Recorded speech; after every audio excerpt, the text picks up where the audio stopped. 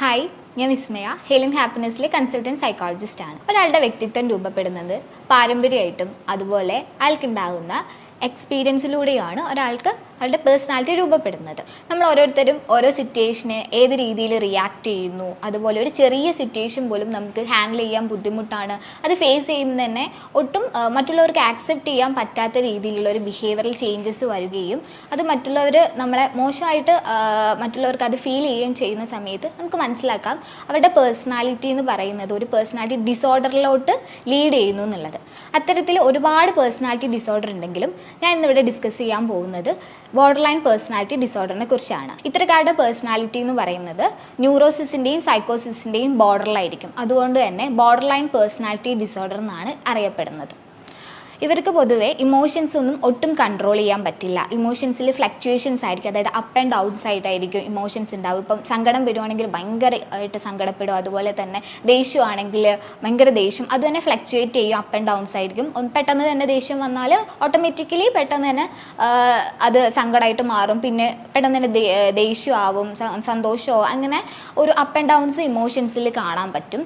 അതുപോലെ വേറൊരു സിംറ്റംസ് എന്ന് പറയുന്നത് ഇവർക്ക് നല്ല സൂയിസൈഡൽ ത്രെറ്റ് ഉണ്ടാകും. അതുപോലെ തന്നെ വേറൊരു സിംറ്റംസ് എന്ന് പറയുന്നത് റിലേഷൻഷിപ്പിലാണെങ്കിലും അതുപോലെ നമ്മുടെ മൂഡ്സിലാണെങ്കിലും സെൽഫ് ഇമേജിലാണെങ്കിലും ഇൻസ്റ്റെബിലിറ്റിയും ഇമ്പൾസിവിറ്റിയും ഉണ്ടാകും. ഇപ്പോൾ റിലേഷൻഷിപ്പിൻ്റെ കേസ് വരുവാണെങ്കിൽ ഒരു റിലേഷൻഷിപ്പിൽ അവർക്ക് കൂടുതൽ കാലം സ്റ്റിക്ക് ഓൺ ചെയ്യാൻ പറ്റില്ല. മാക്സിമം ഒരു 6 months വരെ മാത്രമാണ് അവർക്ക് അതിൽ സ്റ്റിക്ക് ഓൺ ചെയ്യാൻ പറ്റുക. അത് കഴിഞ്ഞ് അടുത്തൊരു റിലേഷൻഷിപ്പിലോട്ട് പെട്ടെന്ന് തന്നെ ചേഞ്ച് ആവുക, അതും റാപ്പിഡ് ആയിരിക്കും. ഓരോ റിലേഷൻഷിപ്പിലേക്കും ഇപ്പോൾ എത്തിപ്പെടുന്നത് ഇമ്പൾസീവായിട്ടായിരിക്കും, ഒന്നും നോക്കാതെ ഫ്യൂച്ചറിലേക്ക് എന്ത് സംഭവിക്കുന്നു ഒന്നും നോക്കാതെ ഒരു റിലേഷനിലേക്ക് ചാടും. അതുപോലെ ഭയങ്കര ഇമ്പൾസീവിറ്റിയും ഇവരിൽ കാണുന്ന ഒരു മെയിൻ ഫീച്ചേഴ്സാണ്. ഇമ്പൾസീവായിട്ട് ഓരോ കാര്യം എടുത്തു ചാടി ഓരോ തീരുമാനങ്ങൾ എടുക്കും. കുറച്ച് കഴിയുമ്പോഴായിരിക്കും തെറ്റിപ്പോയി എന്നുള്ള തോന്നൽ വരിക. അപ്പം വേഗം ബാക്ക് ടു നോർമൽ, പഴയ സ്റ്റേറ്റ് എന്താണോ ഇമോഷണൽ സ്റ്റേറ്റ് അതിലോട്ട് മാറും. അതായത് ക്ലിനിക്കിൽ നമുക്കിവിടെ ഒരു കേസ് വന്നിട്ടുണ്ടായിരുന്നു. ആ കുട്ടി എന്ന് പറയുന്നത് ഒരു 25 years ഉള്ള ലേഡി ആയിരുന്നു. അപ്പോൾ അവർ ഫ്രണ്ട്സൊക്കെ ആയിട്ട് ഒരു 5 years ഒരു വീടെടുത്ത് താമസിക്കുമായിരുന്നു. അവരെല്ലാവരും ഒരു 5-6 പേരുണ്ട് അവരുടെ സർക്കിൾ എന്ന് പറയുന്നത്. നല്ല സ്ട്രോങ് ഇമോഷണൽ ബോണ്ടൊക്കെ ഉള്ള ഫ്രണ്ട് സർക്കിളായിരുന്നു.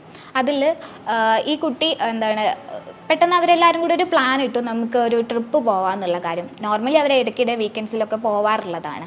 പക്ഷേ അവരെല്ലാവരും ഡെയിലി പോകുന്നതിൽ നിന്ന് മാറി നമുക്ക് കുറച്ച് ദൂരെ എവിടേക്കെങ്കിലും പോകാമെന്ന് ഒരു പ്ലാൻ ഇട്ടു. ബാക്കി എല്ലാവരും അതിനെ സപ്പോർട്ട് ചെയ്തു നിന്നു. ആ സമയത്ത് ഈ കുട്ടിയും സപ്പോർട്ട് ചെയ്തു നിന്നു. പെട്ടെന്ന് ആ കുട്ടി പറഞ്ഞു, വേണ്ട, നമുക്ക് പണ്ട് പോയ സ്ഥലത്തേക്ക് എന്നെ പോവാമെന്ന് പറഞ്ഞപ്പോൾ ബാക്കി എല്ലാവരും അതിന് എഗെയിൻസ്റ്റ് ആയിട്ട് നിന്നു. ആ സമയത്ത് ഈ കുട്ടി കരുതിയത് ബാക്കി എല്ലാവരും എന്നെ ഒറ്റപ്പെടുത്തി, റിജക്റ്റ് ചെയ്തു, എന്താ എല്ലാവരും പെട്ടെന്ന് തന്നെ അവോയ്ഡ് ചെയ്യുന്നത്, ഞാൻ പറഞ്ഞ കാര്യത്തിന് ആരും ഒരു വാല്യൂ തന്നില്ലല്ലോ എന്ന് കരുതിയിട്ട് ആ ഒരു സർക്കിളിന് പെട്ടെന്ന് ദേഷ്യപ്പെട്ടു. അവരോടെല്ലാം വഴക്കിട്ടിട്ട് ആ റൂമിൽ നിന്നൊക്കെ ഇറങ്ങി വീടൊക്കെ വിട്ട് എല്ലാം പാക്ക് ചെയ്ത് പോകാനായിട്ട് ഒരുങ്ങി. പെട്ടെന്ന് തന്നെ ആ കുട്ടി മാറി. സ്ലോലി അവർ പറഞ്ഞ കാര്യം എന്താണെന്ന് കുട്ടി മനസ്സിലാക്കാനായിട്ട് തുടങ്ങി. അവർ പറഞ്ഞത് ഇതുകൊണ്ടാവാം, കാരണം എപ്പോഴും നമ്മൾ പോകുന്ന സ്ഥലത്തേക്ക് വീണ്ടും പോകുമ്പോൾ ഒരു സുഖം ഉണ്ടാവില്ല. അതുകൊണ്ട് തന്നെ പുതിയതായിട്ട് നമുക്കൊരു സ്ഥലത്തോട്ട് പോവാം, എല്ലാവരുടെയും അഭിപ്രായം അതല്ലായിരുന്നോ, അതുകൊണ്ടല്ലേ അവരങ്ങനെ പറഞ്ഞു എന്ന് കുട്ടി പെട്ടെന്ന് തന്നെ ചിന്തിച്ചു. അതായത് എന്തെങ്കിലും ഒരു എൻവയോൺമെൻറ്റിൽ ട്രിഗർ ഇടാത്ത സമയത്ത് കുട്ടിയുടെ ഇമോഷണൽ റെസ്പോൺസ് എന്ന് പറയുന്നത് ഇൻറ്റൻസ് ആയിരിക്കും. അവിടെ തന്നെ ഒരു ഫ്ലക്ച്വേറ്റഡ് ആയിട്ടുമായിരിക്കും ഇമോഷൻസ് എക്സ്പ്രസ് ചെയ്യുന്നത്. അതായത് അപ്പ് ആൻഡ് ഡൗൺസ് ഉണ്ടാകും. കുട്ടി ആദ്യം ദേഷ്യപ്പെട്ടു, ഭയങ്കരമായിട്ട് ഇൻറ്റൻസ് ആയിട്ട് ആ സിറ്റുവേഷനോട് ഇമോഷൻ ഹാൻഡിൽ ചെയ്തു. അത് കഴിഞ്ഞിട്ട് ബാക്ക് ടു നോർമൽ, സ്ലോലി പഴയ എന്താണ് ഇമോഷണൽ സ്റ്റേറ്റ് അതിലോട്ടും ആ കുട്ടി വന്നു.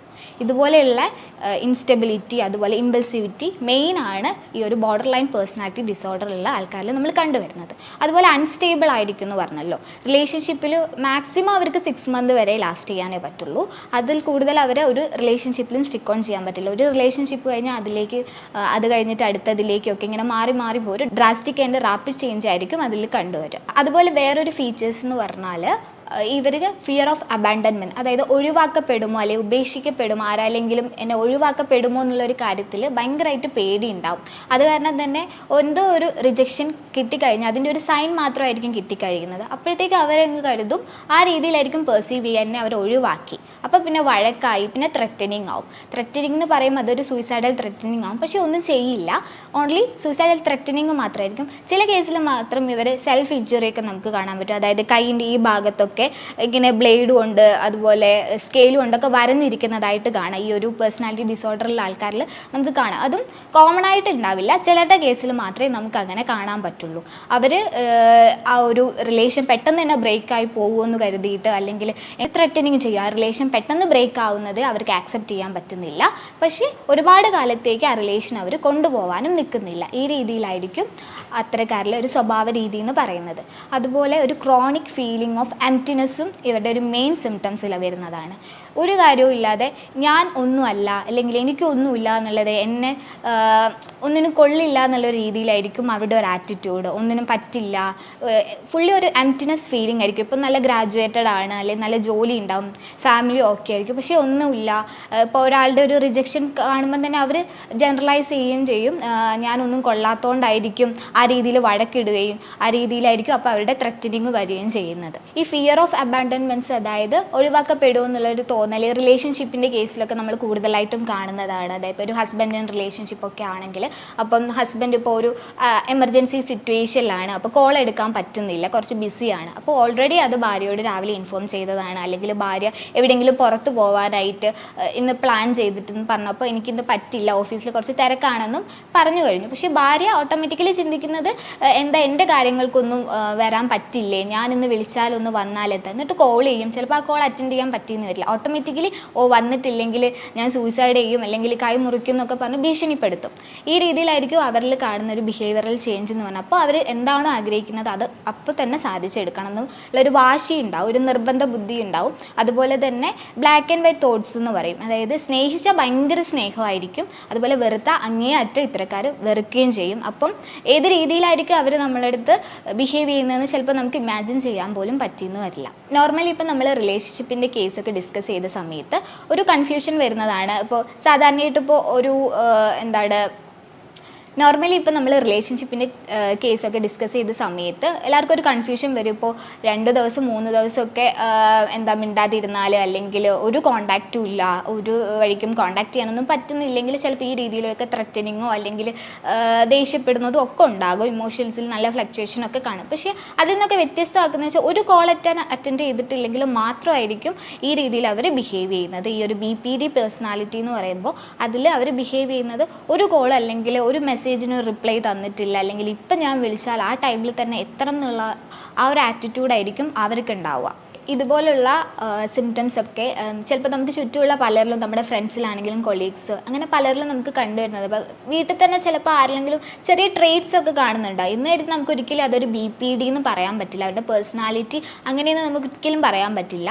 ഞാൻ പറഞ്ഞതിൽ ഇത്രയും ഒരു സിംറ്റംസ് ഒക്കെ കണ്ടുവരുവാണെങ്കിൽ അവർക്കൊരു ബോർഡർ ലൈൻ പേഴ്സണാലിറ്റി ഡിസോർഡറിലേക്ക് അവരെത്തിപ്പോയി എന്ന് നമുക്ക് മനസ്സിലാക്കാൻ പറ്റും. അത്തരക്കാർക്ക് ഒരു സപ്പോർട്ട് അല്ലെങ്കിൽ അവരെ നമ്മൾ ഒഴിവാക്കി വിടുക എന്നതിന് പകരം ഒരു മെൻ്റൽ ഹെൽത്ത് പ്രൊഫഷണലിൻ്റെ സപ്പോർട്ടാണ് അവർക്ക് ആവശ്യമായത്. അപ്പോൾ അത് മനസ്സിലാക്കിയിട്ട് ആരുടെ ആണോ കൺസൾട്ടേഷൻ ആവശ്യം, അപ്പോൾ അത് മനസ്സിലാക്കിയിട്ട് ഒരു സൈക്കോളജിക്കൽ എക്സ്പേർട്ടിൻ്റെ സപ്പോർട്ട് അവർക്ക് കൊടുക്കുക എന്നാണ് നമുക്ക് ചെയ്തു കൊടുക്കാൻ പറ്റുന്ന കാര്യം. ഇതുപോലെയുള്ള എന്തെങ്കിലും സിംറ്റംസ് നമ്മുടെ കൊളീഗ്സിലോ ഫ്രണ്ട്സിലോ വീട്ടിൽ ആരെങ്കിലുമൊക്കെ ചിലപ്പോൾ കണ്ടുപോകണം. അത് ഒരുപക്ഷെ ചിലപ്പോൾ ട്രേറ്റ് മാത്രമായിരിക്കും. ഞാൻ പറഞ്ഞതിൽ ഇത്രയും സിംറ്റംസ് ഒക്കെ നമുക്ക് കണ്ടുവരുവാണെങ്കിൽ അവർക്ക് വേണ്ടത് ഒരു മെൻ്റൽ ഹെൽത്ത് പ്രൊഫഷണൽ സപ്പോർട്ടാണ്. അല്ലാതെ ഒന്ന് സമാധാനിപ്പിക്കലോ അല്ലെങ്കിൽ അവരെ ഒന്ന് മാറ്റി നിർത്തലോ അല്ല. അവർക്ക് വേണ്ട എന്താണോ സപ്പോർട്ട് അത് ചെയ്തു കൊടുക്കുക എന്നാണ് നമുക്ക് ചെയ്യാൻ പറ്റിയ ഏറ്റവും വലിയ കാര്യം. ഇതുപോലെയുള്ള മെൻ്റൽ ഹെൽത്ത് റിലേറ്റഡ് ടോപ്പിക്കുമായി നമുക്ക് അടുത്ത വീഡിയോയിൽ കാണാം. Thank you.